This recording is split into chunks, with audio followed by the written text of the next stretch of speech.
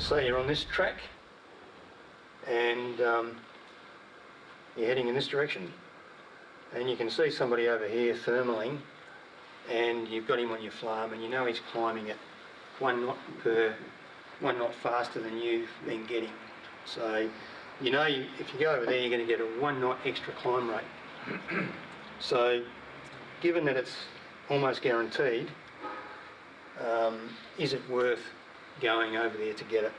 We can see from the chart up there that from 3 to 4 knots is 10 kilometres per hour faster. So I can work out from here, if I'm going at this angle, this deviation, and I'm going to get 10 kilometres per hour faster, but of course I'm also losing some speed because my distance made good along the track is not the same as the distance I have to fly. So you can work out the angle you need, or the maximum angle that negates the benefit of the 1 knot extra. And for me it's 22 degrees. Sorry, it's 26 degrees. So if I'm getting 3 knots and 81 kilometres an hour, it's worth going 26 degrees off track if I know I'm going to get 4 knots just to break even. So 26 degrees off track, I'm breaking even if I get 1 knot extra. For how long? Well, as long as You it can't keep takes. going 22 because you're going further away at the top. Yeah, well, if you're near the turn point, it might be even worse than that. So you can work out by this simple geometry how much it's worth deviating. The main thing to get from this is that if you're only getting 1 knot and you can see an opportunity to get 2 knots, then it's worth deviating 48 degrees off track. So the weaker the day, the more it's worth deviating. Because a 1 knot difference, the difference between 1 and 2 knots is quite large. It's 23 kilometres per hour.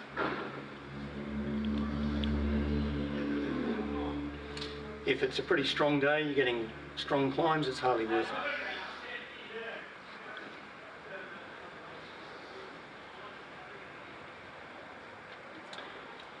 I don't know if I made that all that clear, but... Which number are you using? So you're in, let's say you're in 3 knots, so say he's getting 5 knots, which number would you be using? 26. Oh no, this table is only working on getting 1 knot extra. Oh, okay, Yeah. one knot different.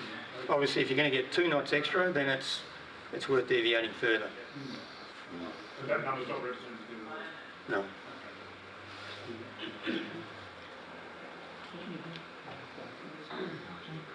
Anyway, for what it's worth, it's not very often you know what you're going to get with the deviation anyway, so... Would that be right? You need a power plant. You'd really want to know. You want to know there's an extra knot over there. No, you don't need a power flame. Any flame will give you that information if you've got the display. Right. Yeah. Any of the flight computers will display it if they're communicating with your flame. There's these trade secrets coming out here. So you got to read your manuals. Yeah. So on your flight computer you can display the flame radar, and you can choose to have the other glider's climb rate shown against that glider on your flame display.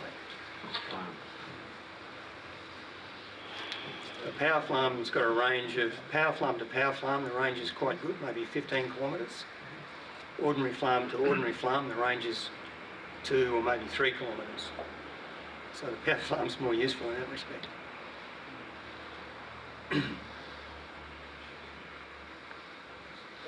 Anyway, look, the numbers don't matter too much. The main thing is to get the key points.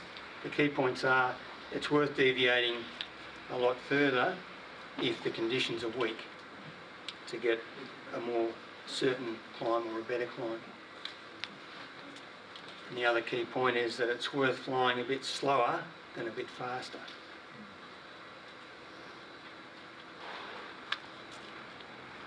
So if somebody tells you you're not flying fast enough, ask them why they say that.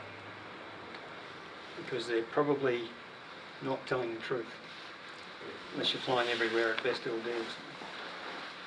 This is speed to fly. No, we're talking about slowing down and... This is speed to fly. So in the old days we would follow our McCready ring which told us to fly faster or slower. Yep. And we would set our McCready ring on some percentage of our actual climb rate.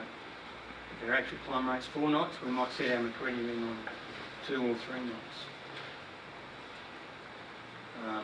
These days, that's gone out of fashion, and it's now suggested that we fly block speeds. So these are the block speeds.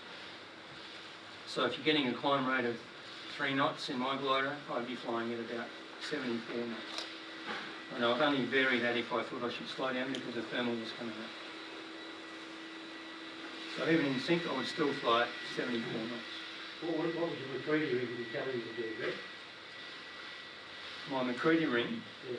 well, if I set my McCready ring on 3 knots, it would be telling me to fly at about probably 75 or 78 knots. Except when I went into sync, it would tell me to fly faster again. But I would ignore it and I would just fly at 74 knots. So Greg, if you hit a bit of lift in the cruise, are you suggesting that you don't slow down then? That you stay at the lock speed? No, I would slow down for a bit of lift because it probably means you're coming into a thermal or thermal area. So, yeah, slow down a little bit. But only because there's a chance you'll find a thermal. So if you think you're coming into a lift area, especially if you're getting into this zone in the height band, slow down and see if it's worth looking more closely at. Okay, anything more I should say? Just one question. On one of those days like that, and you just happen to hit a big patch of sink, would you float along at 60 knots through it, or would you put a bit of speed on? Well, if I hit a bit of sink on a day where I'm cruising at 80 knots, I would stay at 80 knots. Because on the polar curve, once I go over 80 knots, it's starting to, much over 80 knots, it's starting to drop down. And even, I mean, the other thing you might know about polar curves, if you want to look at the same characteristics while you're in sinking air, then all you do is shift the polar curve down. So if the air is sinking at 2 knots, you'd shift the polar curve down by 2 knots, which would increase the speeds, these tangent speeds would increase. When you leave your thermal, do you go directly to your turn point, or do you track slightly upwind and see if there's any more lift there and then head off? So if your turn point's here, and you've thermaled here, and let's say the wind is in that direction, then at the top of the thermal I would tend to go that way until I run out of lift, and then go that way.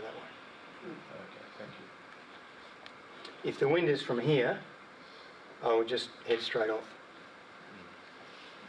If the wind's from here, I would go that way and then head back. So it depends on the wind direction. Yeah, good.